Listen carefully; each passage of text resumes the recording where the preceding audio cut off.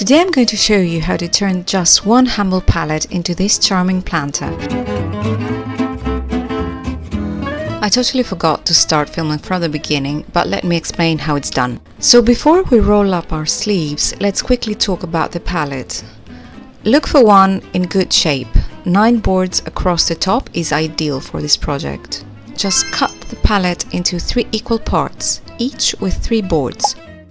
These will become the 2 sides and the bottom of your planter. For the legs I used these blocks from the pallet. No need to buy anything extra, just add them at the bottom and voila, your planter stands tall and elegant.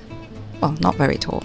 As you separate the pallet into 3 parts, you'll have some extra boards left from the inside. Don't toss those. We will be using them to close off the 2 open sides of the planter. Just measure and cut them to size, or else you'll end up with something that looks like a charming little tunnel, which is adorable but not exactly great for holding soil. Now it's time to play a little bit of Tetris. Attach the boards to create the planter walls. And don't worry if things aren't perfectly straight. That just adds extra rustic charm.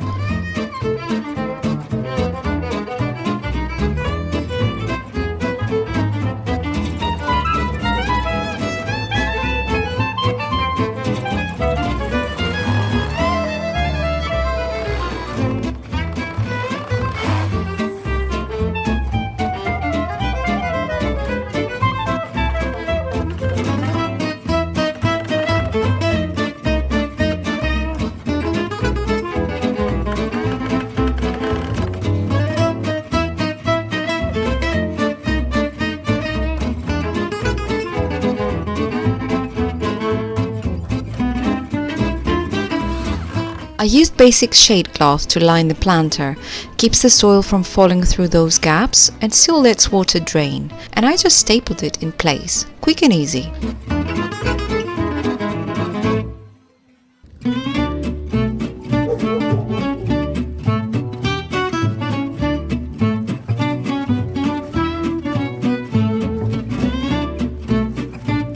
Now, a lot of people love using these planters for strawberries. I tried that myself, but let's say the strawberries weren't too impressed with my hospitality.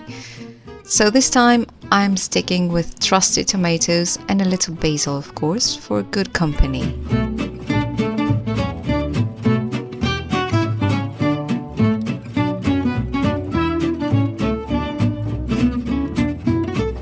And I have also been thinking, how adorable would this look painted in soft pastel colors?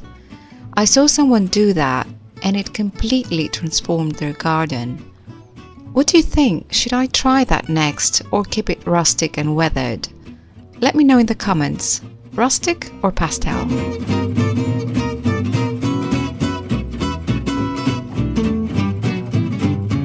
Oh, and one little tip. If you're planting herbs or anything that loves water, remember these raised planters tend to dry out faster, so don't forget to check on them regularly.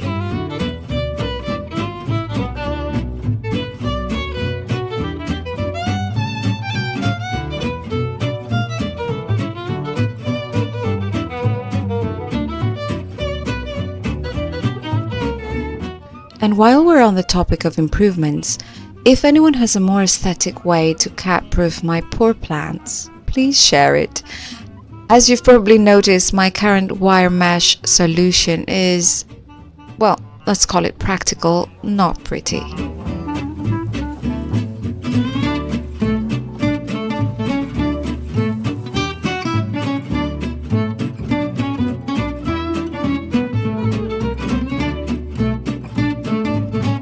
And that's it. One old pallet, a little bit of elbow grease, and you've got yourself a charming rustic planter.